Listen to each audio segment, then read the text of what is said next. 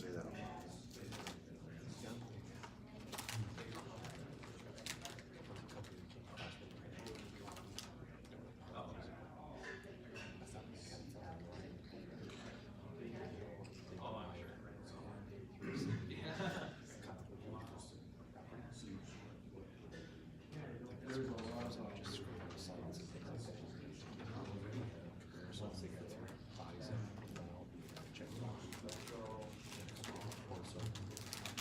Their sales pitch is so good. We have total loss. It's like sending an adjuster, going out there, spending time, estimating the whole thing.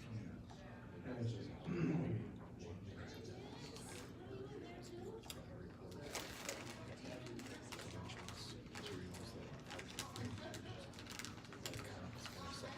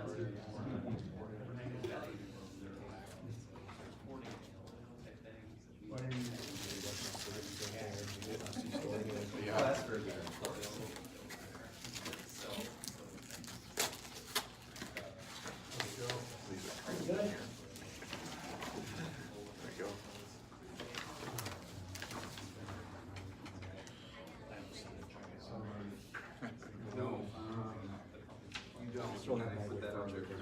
I went up preaching.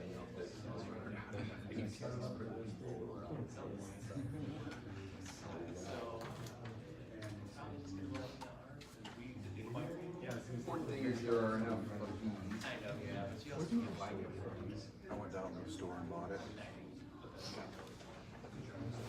You gotta have some caffeine. What was that? Gotta have some caffeine. Yeah, you're bored. Did you do something about that?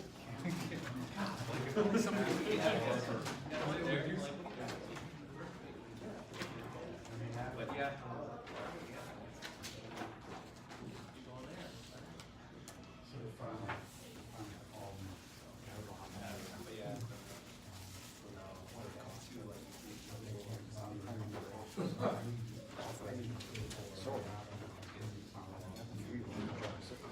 Yeah. I bet it's very similar in price.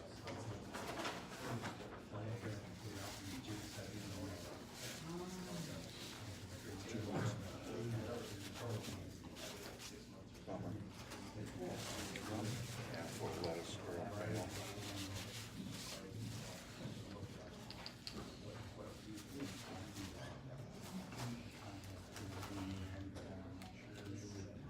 How's the family doing?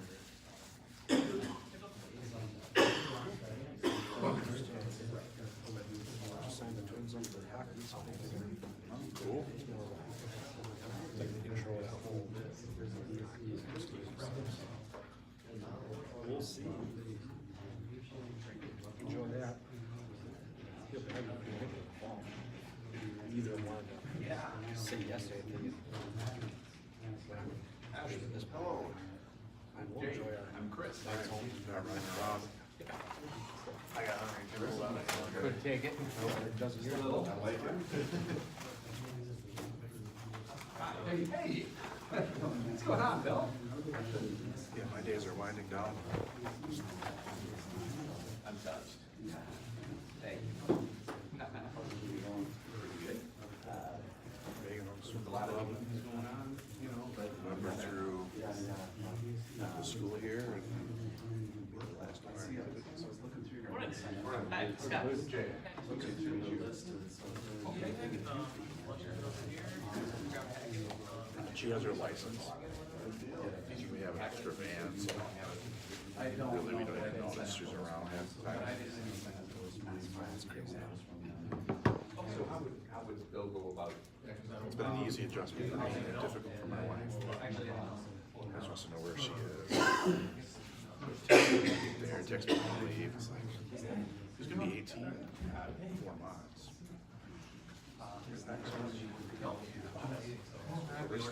Recently. She hasn't screwed up yet. She is looking at Madison, Stevens Point, across. And she's already been accepted into Northern Michigan University. We haven't applied to the yeah. Good. Right on Lake Superior.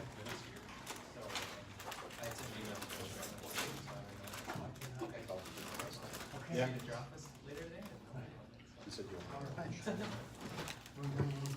Yeah. Yes, I am. Oh, yeah, yeah. Yeah, I guess you gotta go up to the week or something else. Oh, yes. Until we buy Costco hot dog. If I get even closer, well, at least give me soda. Clear then. How are you doing? Good. Good, it's good to see you. I was looking to see if I could join your guys' row here. How you doing, man? Good to see you. Dressed up. Yeah, well, this is kind of dressed up for me. What did you mean, the shoes? The juice color. All right. Well, I'll get you today. I think so. I'm not stealing your spot. No.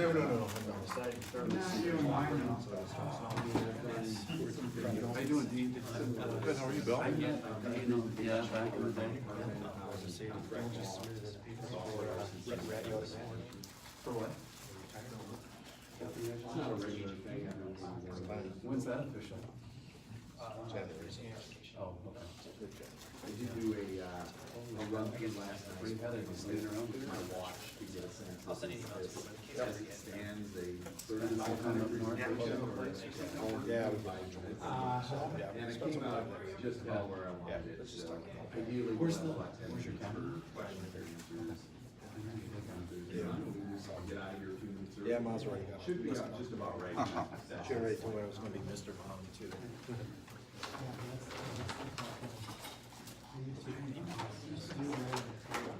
See that email?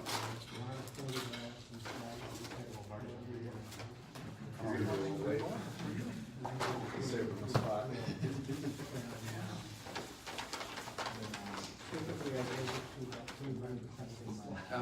Me and Marty are gonna be something different because, there's only one of these left. First presentation, a few years ago where I started, I had an hour, and we got started a little late because the connection was, I really had around like 50 To see if he wants it. And instead of failing on the icebreaker like I should have, I actually just Mr. Starkey, have you seen him, 10 minutes never learned these before? And, You want yeah, I 3 pieces of still fruit and a cookie? I mean, I'll eat the cookie if you want to I eat ran out of time. You're not thinking? I'm used to like that. I wouldn't want to ruin my diet with the fruit. You sure? Nothing's wrong, there's 8 pieces. Oh, nice. Well, now that you mentioned it.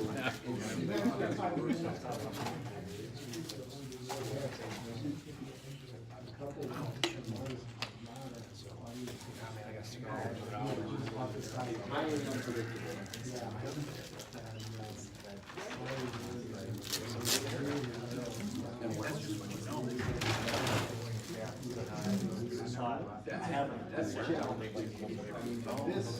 I'm gonna ask people to say questions all the time. Yeah, yeah. So you got it for grades, what you're saying? They use you as a sub. Oh, really? Not doing that, you're kind of being touch of I'll say that you submit that. You're wrong. Right there.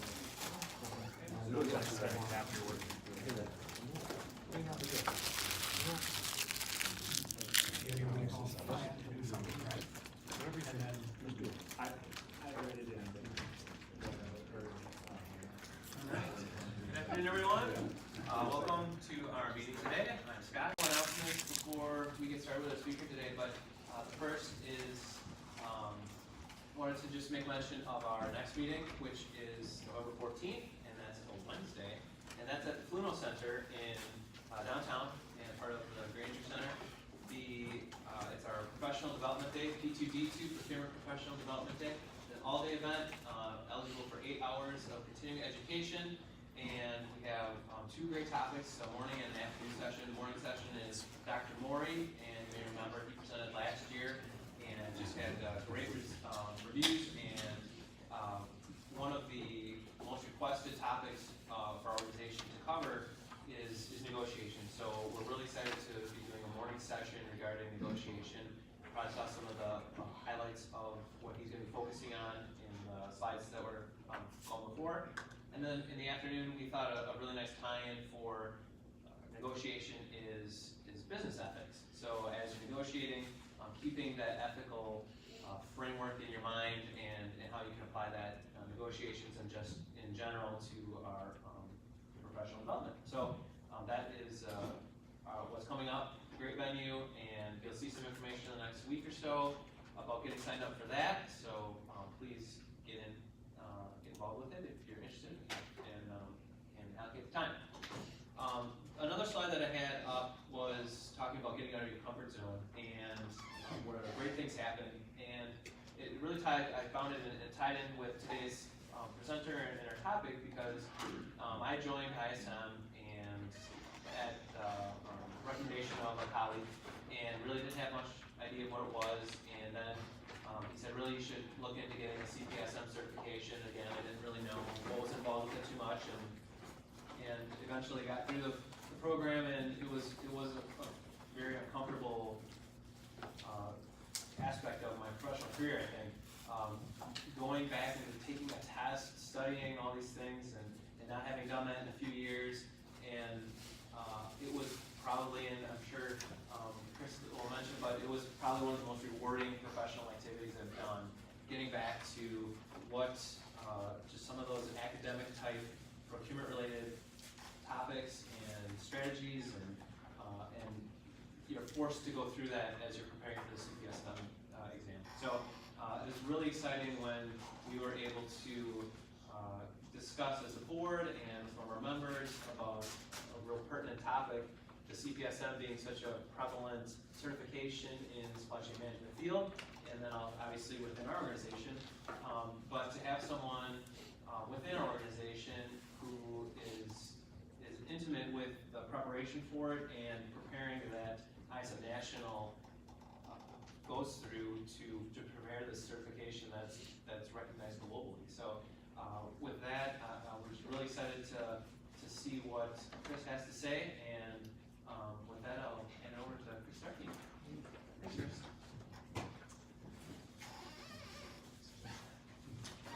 All right, hi everybody. And, thanks for the introduction, Scott, and welcome to American Family. And if you're here today, I assume you have some interest in the CPSM exam, either as a prospective thing that you may do down the road, or maybe you're in the process of taking the exam series right now. Either way, I truly think that this is going to be beneficial today. As Scott said, I have been fortunate over the last couple of years to be granted a level of access to the process by ISM-National that I certainly didn't have during the period when I took the exams, and it's really significantly changed my outlook about the whole process. And to that end, I took the exams myself. I got my certification in 2017, in January, but I took the exams over the course of the calendar year in 2016, about 4 months apart for each of them. And I'm standing before you today as a staunch advocate of the CPSM exam, okay? But full disclosure, that wasn't always the case. And I will admit that, when I sat for those exams, each one of them, I thought I was pretty prepared, and truly, at the end of each exam, before my score popped up, I thought I failed each one. Every single one of them. That was what I thought in my gut, felt in my gut as, and then the score popped up and a wave of relief washes over me 3 times. And I was motivated by that experience to actually reach out to ISM. And it was a tactful, respectful email, but I voiced a couple of concerns that I had about the exam itself and the process to prepare for it. And ISM reached out back, responded to me with a carefully worded but helpful email addressing some of my concerns, and I was thankful to get that. And that's kind of where I thought that was going to end. So imagine my surprise when a few months later, ISM-National, the same folks contacted me and said, hey, Mr. Complainer guy, couldn't you, I don't think that was actually an email, but I sensed that in the spirit of it. They said, how would you like to be involved in the team that writes the questions for our next series of exams that's going to come out in about a year? And how can you say no to that? And I absolutely was interested, and as a result of that invitation, I've been able to participate in the exam, what they call items, questions, they call them items, the item writing process, and that led to a series of conference calls where we do the part of the process that involves the vetting of the questions that have been submitted. And that led to going to ISM for, I think I've done 4 of these now, over a long weekend, and it's an intensive item review session. And then you have another thing where we figure out what is a passing score. So that's what I'm going to be able to share with you today. I can't talk about exam content, obviously. I hope none of that's coming up in the Q&A, but what I can talk about are the things that I either that I didn't know going in, or I was a complete misperception about what actually happens. And hopefully we can, as I said, demystify some of that. So what we're going to talk about today is, first of all, what is the CPSM exam? Why should I give a darn? And it's a legitimate question because the process to attain it, it's not like going down to the DMV and doing a road test. This is a substantial investment, really, for some more than others. I'll get to that, but there's some time involved in the preparation for this. And the test taking process, speaking personally, was it's not an experience that I'm anxious to repeat. So there's that. Why should you go through this? I'll give you my thoughts on that as well as ISM's. The exam format, content, and preparation materials. So how is the exam constructed? How do they come up with what they put on there? And what preparation materials do they make available to you? And then some suggestions about which ones may be more important than others. How is the exam created? And that's the part that I did not have really any visibility into beforehand that I do now. And what I have as well is a much greater respect for how much of a challenge that actually is. And then finally, the preparation and actual exam taking suggestions and questions and answers. So let's jump right into it. This first slide is a little bit busy. I included it because the first bullet point is the part in quotes, is the actual answer to the question that ISM provides, to the question of what is the CPSM exam, and I'm just going to read it. CPSM certification was created for supply management professionals who are forward-thinking and wish to have a broad understanding of all components of the profession, and they do mean all. The CPSM emphasizes the major segments of the supply management profession. Those earning the qualification will attain a greater understanding of their organization's supply network and have the skills to make more accurate and profitable decisions.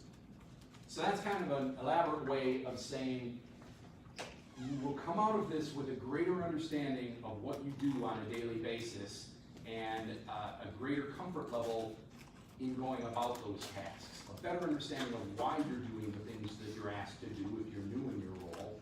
And I agree with every word of that. Okay. The next bullet point is more the brass tacks level. And simply put, ISM's research indicates that you do stand to have more professional advancement opportunities in this particular field, supply chain management, sourcing and procurement, than without the designation. Now that's ISM's input on this issue. Why should I care? What is it?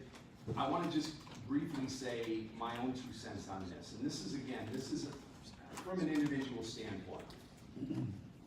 I came into my role as a sourcing consultant with some subject matter expertise in certain areas, but that left a lot of ground that my professional background really had not given me any exposure to. And I learned on the job, and it was okay doing it that way. That's one of the options for getting more comfortable in what was now my newly chosen career. It really was not until I began the process for the CPSM preparation that some of the things that I had been asked to do that I previously thought were trivial and worthless, what's the value add here, that I got that understanding. Oh, this is why we do a risk model. This is why we do supplier segmentation. This is why we do cost and pricing analysis. And the preparation process for me, I can't tell you how invaluable that was. It has, I'm not exaggerating to say, made me 10 times better at my job than before I started and invested my time in that process. For me, it's that simple, and it's why I'm such an advocate. Not only for obtaining the certification, you get a very nice plaque you can hang on your wall. It's pretty spiffy, but the process to get there was, for me, what was the most valuable component of this.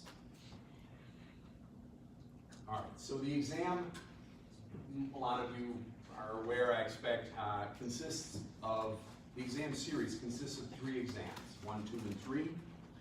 And we're gonna talk about how those break down in a minute, but obviously passing the exams is the first step toward the certification, but it's not the only one. You also are expected to have some degree of professional experience, and by some degree, they make different options available depending on who the applicant is. If you have 3 years of professional supply management experience and a bachelor's degree, or 5 years of that experience without a bachelor's degree. And I can tell you that they didn't do that arbitrarily. There was quite a bit of thought about how to arrive at that qualification requirement. They feel like they've struck a middle ground here, and the reasons for it are obvious. It's one thing to study for a test and to be a good test taker, but actual hands-on experience is an indispensable component of what we all do, right? So that's why that requirement is there. And then the third thing is you actually do submit an application at the end of the process after you've taken your 3rd exam. And the reason I include that in there and why that's important is because of the other half of this slide, the timing considerations. There's 3 of them. All of them are pretty critical. I want to make sure that they get referenced today. The first one has to do with when you register for the exam, that registration is valid for 6 months for each individual test. Obviously, you should factor that in at the point where you're registering. And what's kind of also important here is that it used to be 1 year.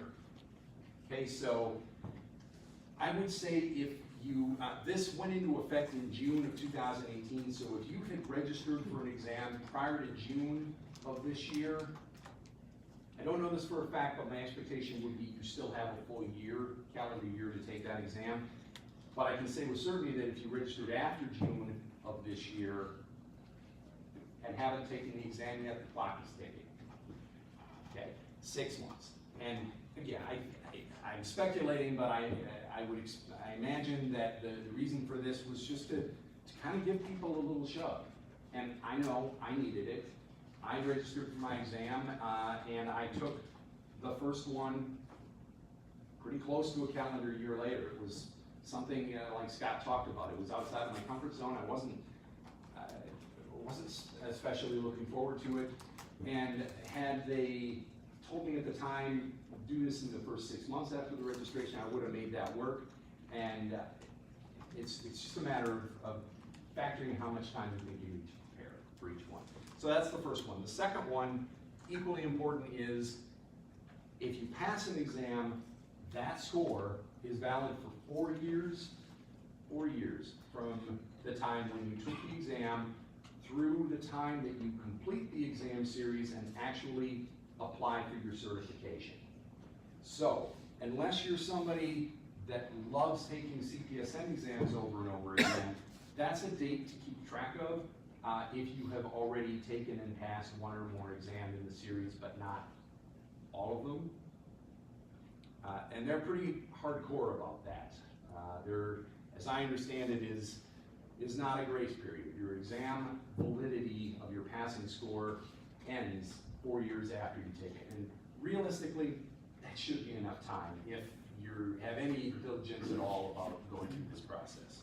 And then the last thing is once you are certified, that certification is valid for 3 years before you get a reinstatement. And the reinstatement is a function of continuing education credits. And there's more detail involved in the CEH, the continuing education hours, than I can really go into in this PowerPoint. So what I did was I actually extracted the information from the ISM website, and that is on this handout that if you don't already have it, it's sitting back there at the table. If you are already a CPM, might be worth grabbing one of these. Now, the good news is it's 3 years from when you got certified in the first place, but they give you an additional year as a grace period. Now, during that additional year, you cannot call yourself a CPSM anymore. However, you don't lose your certification. As long as you complete the continuing education hours requirements, your certification renews. And I can say that I'm going to be fairly vigilant about this myself, because having gone through the process, it's one that I want to keep it that way, right? All right. So part of the reason why I had suggested that we do this presentation at our board of directors meeting when we were talking about program content for this year is the fact that just recently, the exam series that many of us in this room got certified on or are in the process of getting certified on, that's called version 2. That version, that exam set is being retired. A new version, called version 3, or 2018, began to be used on September 4th, a little over a month ago. So, if you're in the process right now, having taken and passed or not passed any of the version 2 exams, the bottom line is that you have until February 28th of next year if you want to continue using the version that you started.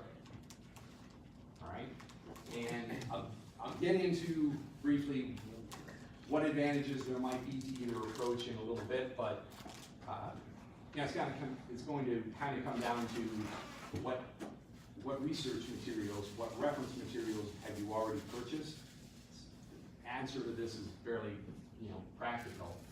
And how much studying have you already done under the old series? But you have to get all 3 of them. If you want to continue on the Exam 2 series, that is a hard cutoff. Or you have the option, starting retroactive to the beginning of September, to pick up where you left off with the next sequential version, exam in the new series.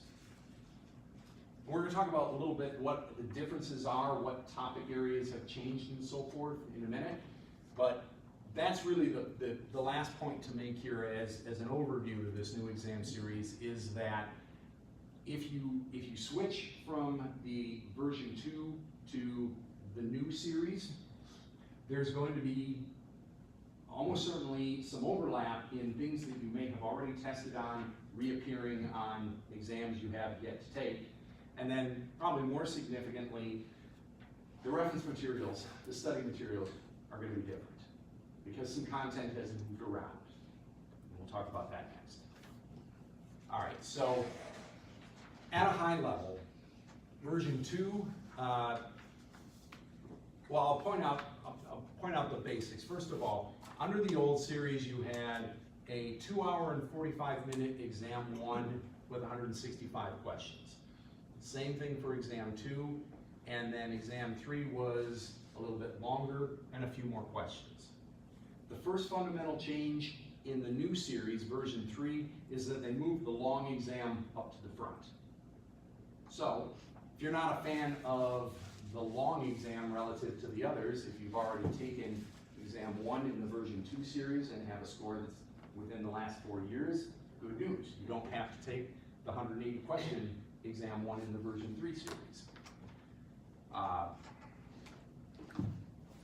The other point I'll make is there are 15 questions on each of the exams that are not scored. Okay, they're there for experimental purposes. They want to see how people do on them for consideration and inclusion in future exam sets. That is invisible to the test taker. Obviously, you don't know which ones are the non-scored ones. Really, it's kind of out of sight, out of mind when you're actually doing the test. All right, so let's drill down at a little deeper level now. And now we're talking specifically about exam version 3, the current version set that went into effect in September.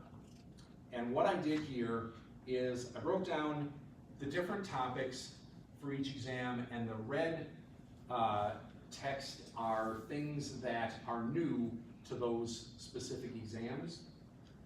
And it would have been difficult to do a legible slide that showed you all of the changes, so I kind of made some notes on that, and we'll talk about it real briefly here. So the first exam, supply management core.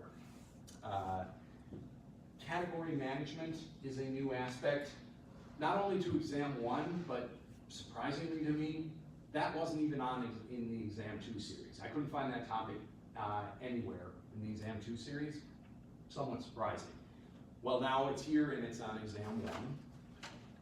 In addition to that, you have sourcing, negotiation, legal and contractual, supplier relationship management, cost and price management, financial analysis.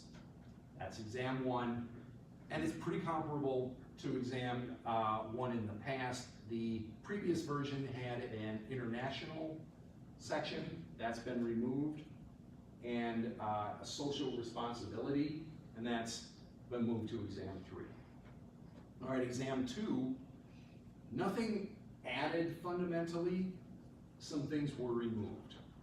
Exam 2 is supply management integration. You have supply chain strategy, sales and operations planning, quality management, logistics and materials management, and project management. And my recollection of that exam, version 2, or what I'm seeing here in version 3, is that is the one that has the largest manufacturing context, or content, I should say, which for me was completely foreign realm.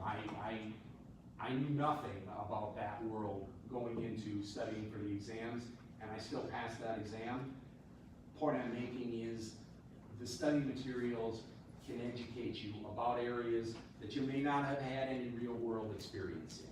Maybe your experience is manufacturing and you haven't particularly dealt with other things, say that the contracting, the legal aspect. It's okay. The source materials will get you up to speed, and that's one of the reasons I have confidence in this testing process still. So that's exam 2. What was removed from exam 2, forecasting, organizational / department assessment, and product and service development. And truthfully, I would say they removed these subtopics in name, but I believe they kind of melded them into what you see here, more or less. And then exam 3 is more the managerial aspects of our profession. Leadership and transformation in supply management. So on that exam, you have leadership and business acumen, meaning strategy development, stakeholder engagement, people development, and coaching. Pretty interesting stuff, actually. And now you have systems capability and technology. That's like category management was nowhere to be found on the exam 2 series. Now it's here and it's in exam 3. Then you have risk and compliance, and then corporate social responsibility and ethics. Previously exam 1, now exam 3. Okay. So that's the breakdown of what's on the new exam, and it's pretty close to what's on the old exam as well. The changes here are not dramatic ones, but I would say that the differences they are probably substantial enough that you would want to use the study materials that are specific to version 3 if you're preparing to take version 3. We'll get to that in a minute. All right, now the question everybody wants to know going in, what do I need to pass? It's not as simple as you might think, is the short answer. So the scores range, you get 100 for showing up, 600 is a perfect score, and a passing score is a scaled score, emphasis on scaled score, of 400 or greater. Okay, so the math on that is easy if you're just doing percentage of correctly answered questions. It's 60%. But that's not the final answer, because the concept of this scaled score, and the scaled score is your friend. It's actually a good thing, but it can be a little confusing. And simply, They recognize, we're gonna talk in a second, that there is more than one version of each exam. There is more than one version of exam 1, more than one version of exam 2, and so on. And it would be probably impossible to have equal difficulty, exactly equal difficulty, for all the various versions of a given exam, right? Well, the way they deal with that is the scaled score concept. We'll talk about how they arrive at that, and it's actually a fairly involved process, but for right now, a passing score might end up being 57% or 56% of the questions answered correctly, if it were a more difficult exam than usual. If, on the other hand, the scaling process, the calibration process, they call it, indicates that this exam is on the easier side, maybe you need a 63 or a 64%. It's not a dramatic difference, but don't go in thinking that flat 60% is the magic number. May or may not. All right. The other thing here that's of interest to most people who are taking this exam is, what's the pass rate? Well, historically, over the last 5 years, 65 to 70%. Again, we're not talking about a slam dunk here. These are challenging exams. The certification really wouldn't be worth anything if they weren't. But the good news is, like I said, I came from a background where I had not had exposure to probably 75% of the stuff that is tested on these exams, and the preparation process got me there. And anybody can do the same thing. All right, so what I have, what the next bullet is item types. Again, items are what they call questions. And I'm not going to go into great detail here, but for our purposes, there are 3 types of questions on the exam. And the distinctions between each one, honestly, to me, are a little bit fuzzy, but suffice to say that remembering/recall is taking something verbatim from the book, repeating it on the test, and saying an agreement between 2 parties with consideration and value exchanged that is enforceable at law is a contract, B, C, and D. Right verbatim out of the book. That's a remembering recall question. On the other end of the spectrum, you have the applying/application questions, and those tend to be longer items, convoluted factual scenarios with red herrings thrown in, things to kind of throw you off scent if you don't know the subject material, and you are asked to take concepts that you learned in, or that you know from, brought into the exam with you, and apply them to what they call a novel situation. And those tend to be, like I said, longer questions. And then the understanding/comprehension are basically in the middle, variations on either extreme, but not to the extent of the simplicity of the remembering recall or the complexity of the applying application. They do not divulge, ISM don't tell us what percentage of each is represented on the exam, but what they were willing to tell me is that there is significantly more of the second and third one than there are of the first one. That's just the way it is. All right, 3 more things here that I think are of pretty critical importance. The first is, every question has the same weight.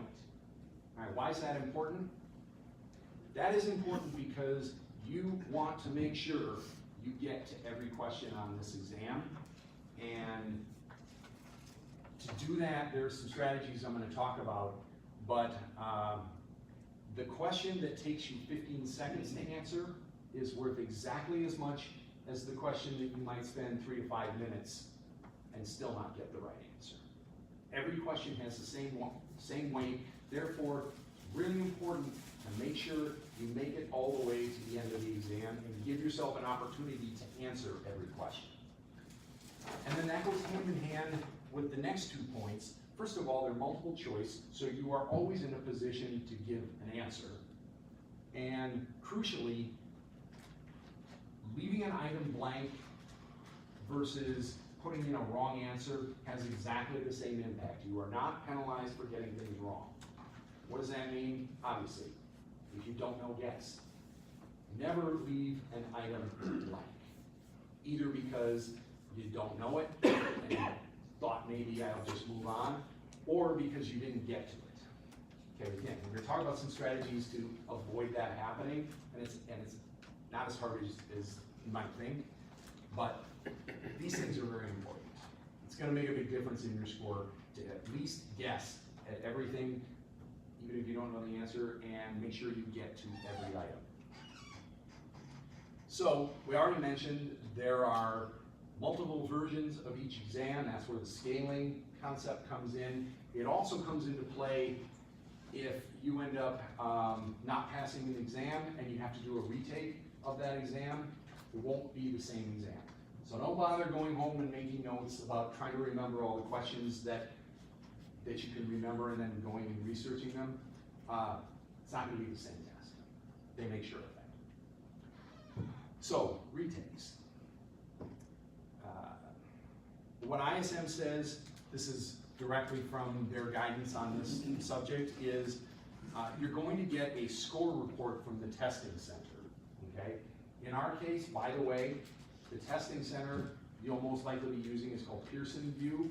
It's on the west side in Middleton, and it is a highly regulated testing environment.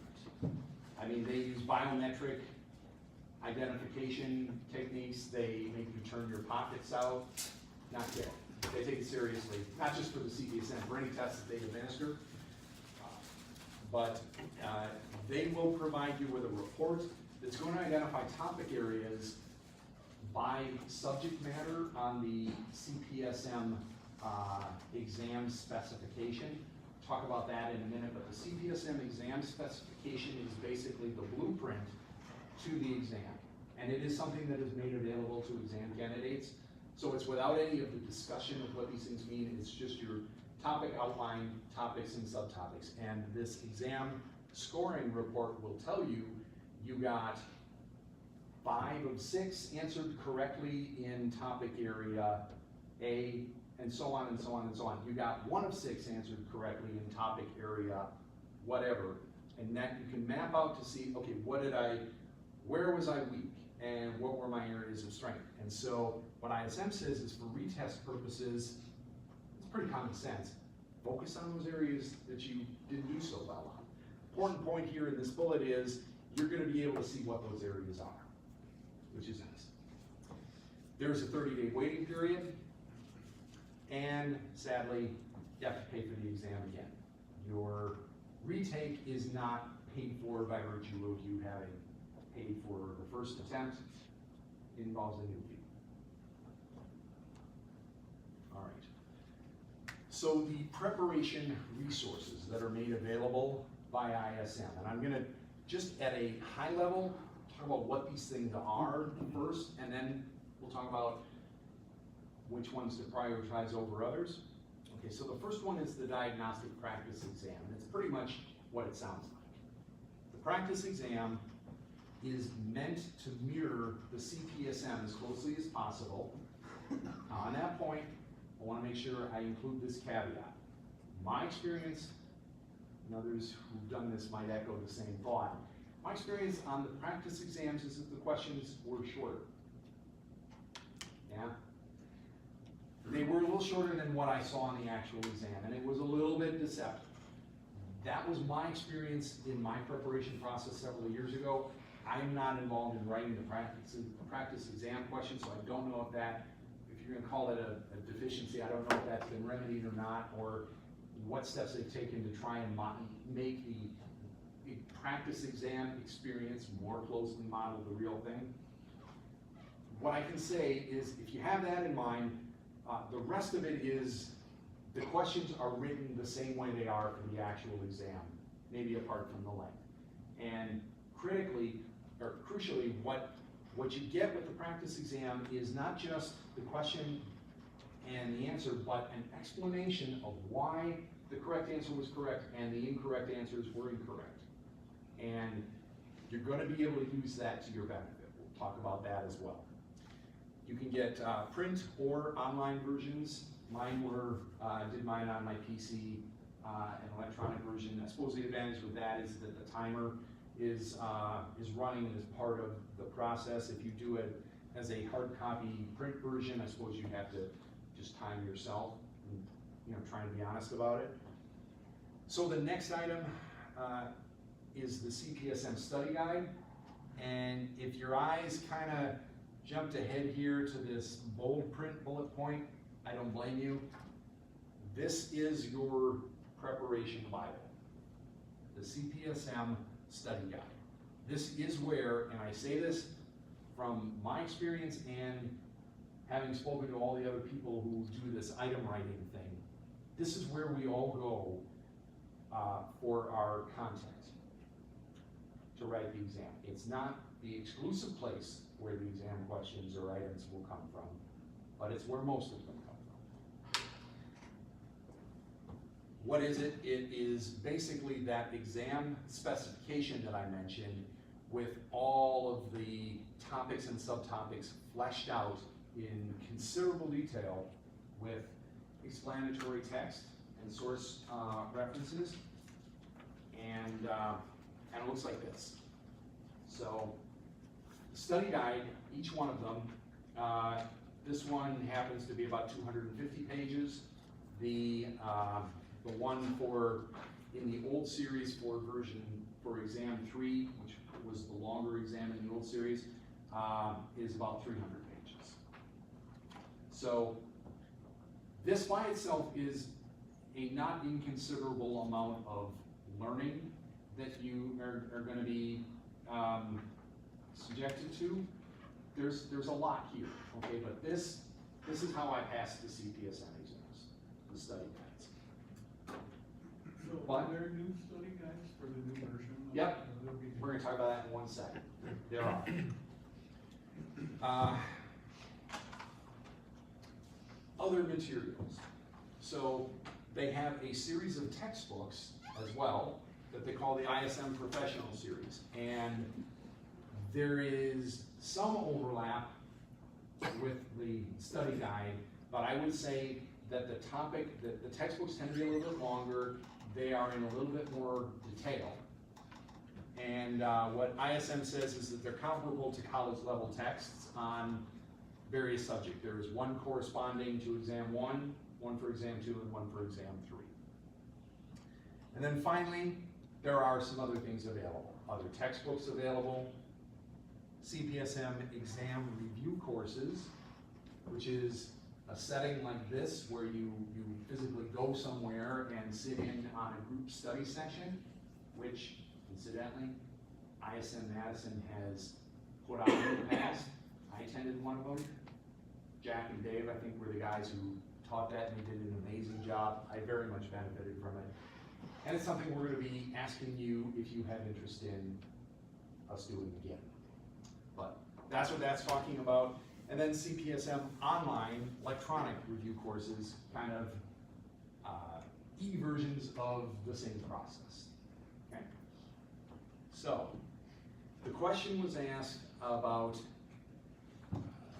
the study guides for the new series. Yes, there are study guides and there are professional series, new textbooks, new materials specific to the exam 3, the version 3 series. But here's the deal. And I reached out to ISM in the last couple of days just to make sure that I understood this 100% correctly. So they call it the CPSM learning system, and it is really your only training resource for this new 2018 version 3, and it is all or nothing. Okay? So the way it works now is if you're going to be taking 1 or more exams in the 2018 version 3 series, you need this learning system, and it includes everything that you see here. Now, in one sense, that's terrific. You're getting all your materials in a one-stop shop. I suppose the question comes up is, do you need everything that you're getting in this bundle, that's kind of an individual thing for folks to decide for themselves, but it is the way it is. And there are, as I've come to understand with ISM, there are reasons for that that may not be transparent at first blush. Trust me that it's not a money grab. It really isn't. And I know this was an accusation that was thrown around in the context of the ISM professional series in the past. They're making us buy these textbooks. They don't want to put all of the content in the study guide because they want you to buy the textbooks too. It's not that. And I have had discussions about this with them, and there are legitimate testing theory reasons why spreading the material, the exam content over several resources is actually considered an industry best practice, okay? So let's give them the benefit of the doubt on that. In any event, the exam, the CPSM learning system is now what you purchase if you are going to be taking any of the exam 3, version 3 series. Okay. All right, so now a little bit of a discussion about this sort of unique niche that I fell into over the last couple of years in my involvement with the ISM National in the creation of the exams. So item writing. I'll go through the bullet points in a sec, but what this looks like in practice is you receive a list of subject matter topics, subtopics that they need questions or items on. And it is a extremely carefully controlled process. It's done under NDAs. You have no physical access to the resource materials. They're given to you electronically, and then it is revoked after you turn in your questions that you've submitted. They really try and control it as well as they can. And so you're asked to write a question on some, on a batch of subtopics, and like I said before, my go-to process for that, and I've come to understand it is basically everybody else's that I've talked to, is to go to the study guide, look it up in the table of contents, find where that item is discussed in the study guide, and then write a question around it. The question is submitted back to ISM, and it may be returned to you immediately for various perceived problems, or it will make it to the next stage, which we'll talk about.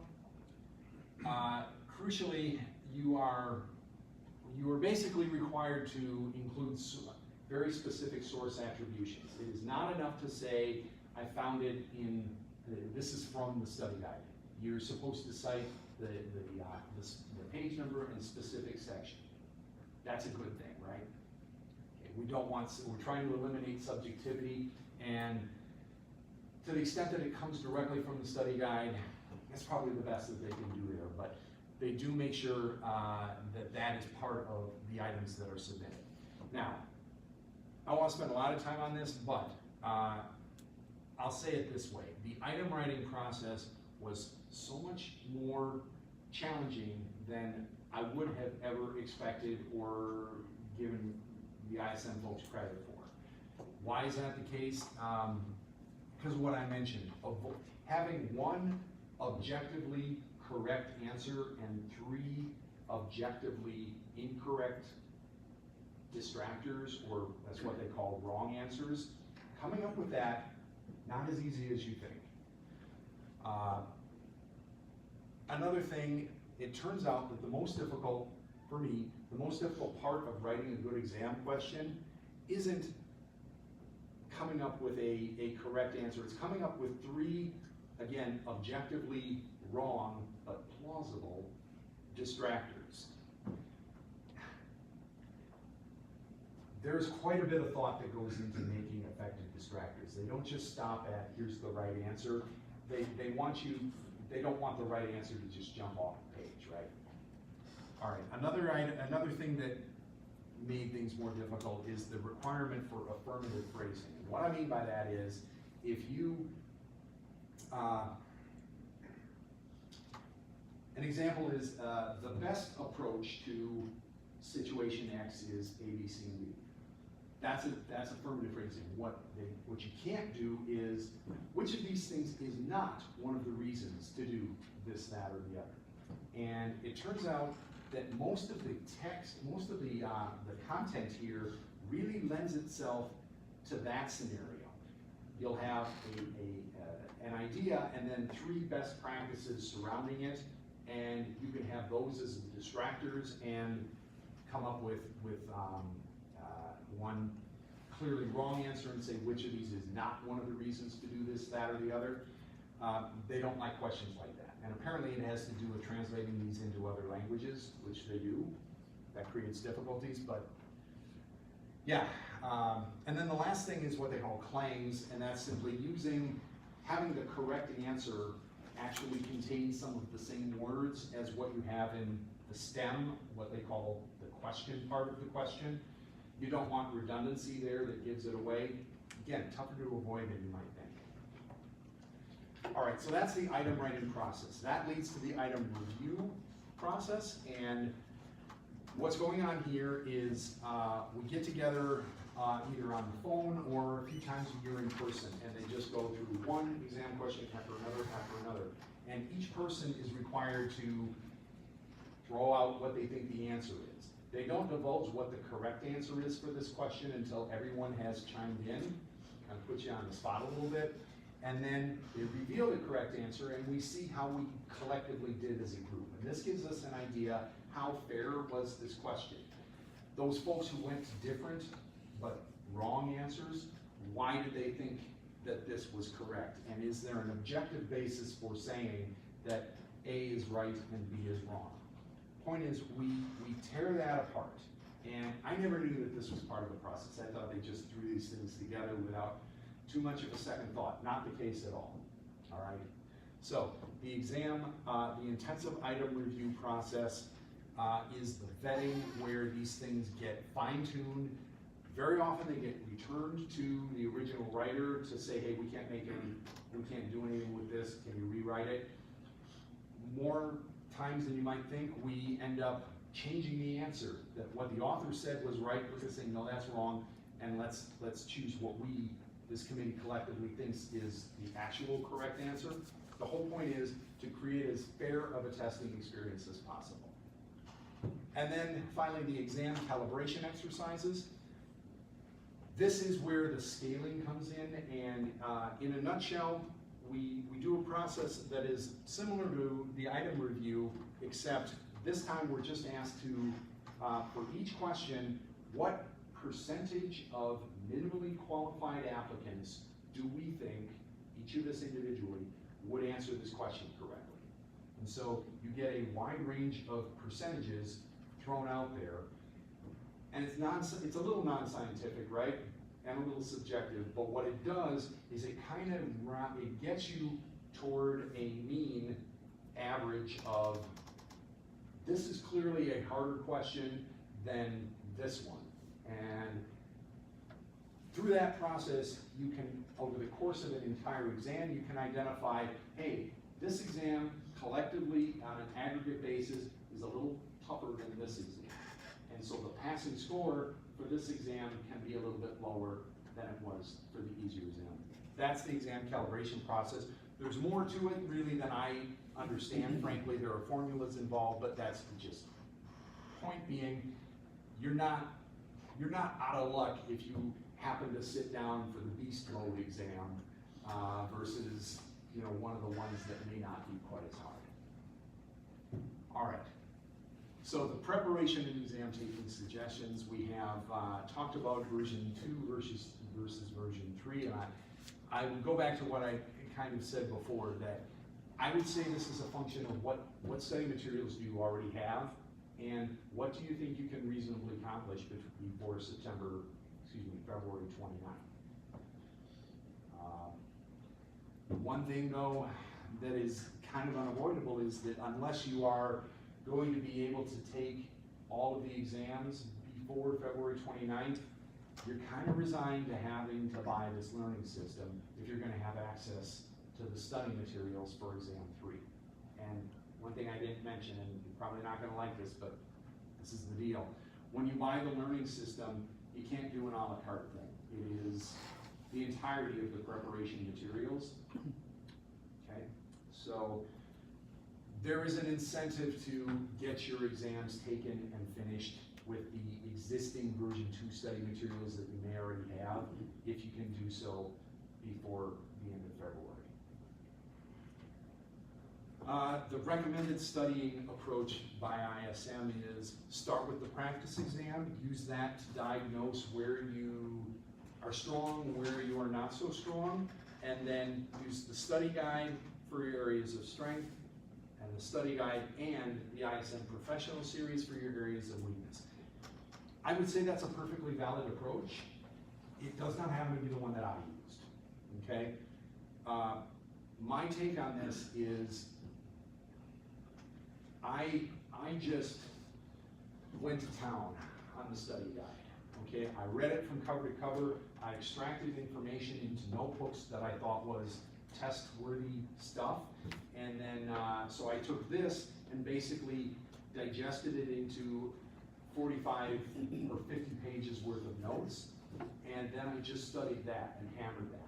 And when I went into the exam, yeah, there was some content on the exam that was not in here, maybe from the professional series, but not a ton. More than enough was directly from here that I remembered and was able to apply correctly. If anyone were to ask me how to study for this, that's what I would say. That said, that is just my individual approach. And there's a reason why ISM recommends that method.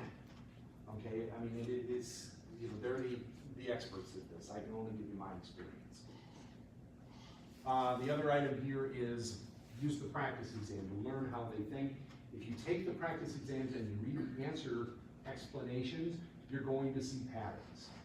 And that's going to be beneficial when you actually take the real exams, because the same patterns apply there in terms of things that tend to be consistent about correct answers and things that tend to be consistent about incorrect answers. And then lastly, the actual exam, and I can't stress this enough. You must get all the way through each exam. And that is not as easy as you might think, especially when you sit for the first one. I ended up with doing the last 15 questions or so, just A, C, D, A, C, D, because I had 2.5 minutes left. You don't want that to be the case, and you have 1 minute per question. If you did the math with 165 questions and 2 hours and 45 minutes, that's how it breaks down. You have 1 minute per question. So go back to what I said about each question having the same weight.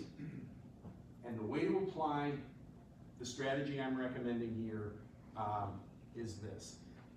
When you get to a question that you don't know immediately, or you can see is several paragraphs long, or involves math, anything that's going to take you disproportionately longer, just put an answer down and then mark it for review. And the electronic process you use to do this test allows for that. And all of the items that you have marked for review will be, and when you get to the end of the exam, those will pop back up. So you can go back and reconsider whatever you have time to reconsider, but this will allow you to, for certain, get from question 1 to question 165.